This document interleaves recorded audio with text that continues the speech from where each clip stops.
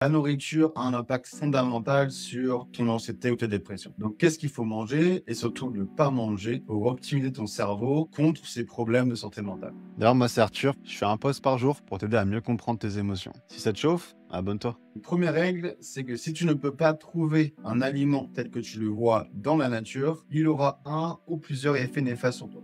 Deuxième règle, ton corps a besoin de 50 grammes de sucre par jour, pas plus. Donc si tu prends une canette de coca, déjà c'est 34 grammes. Paquet de granola, là c'est 220 grammes. C'est beaucoup trop. En fait, le corps humain n'est pas du tout fait pour cette dose de sucre qu'on peut voir dans nos aliments et qu'on peut acheter très facilement dans les supermarchés. Ça, le sucre, je pourrais faire une vidéo entière dessus. Mais si tu veux savoir en gros ce qu'il faut faire, c'est ne pas dépasser les 50 grammes par jour. Ensuite, une bonne nutrition, ça passe par quoi? Par des nutriments.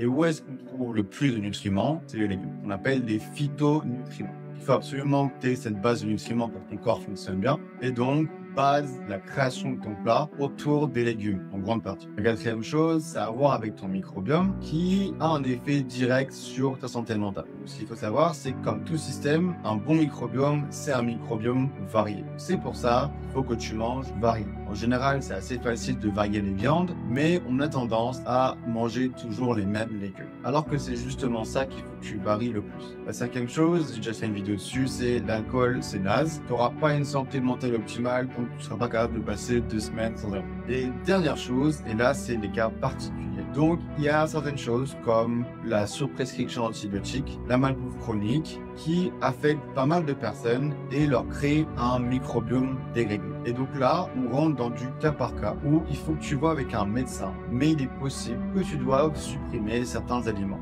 au moins temporairement. Moi, par exemple, j'ai fait une infection au Candida albicans. C'est une bactérie dans le ventre en particulier. Et donc, j'ai dû arrêter pendant à peu près un an. Pas arrêter complètement, mais énormément diminuer ma consommation de sucre, gluten et d'alcool. Et donc, il y a différents types d'infections comme ça, comme l'hélicobactère, etc. Et ça, malheureusement, c'est plus compliqué. Il faut que tu vois ça avec un spécialiste. Mais il y a une grande chance que ce ne soit pas ton cas. Donc, dans ce cas-là, suis les 4 premières règles et tu seras au top. Et on ne parle pas seulement de santé mentale, mais là, on parle d'espérance de vie en général.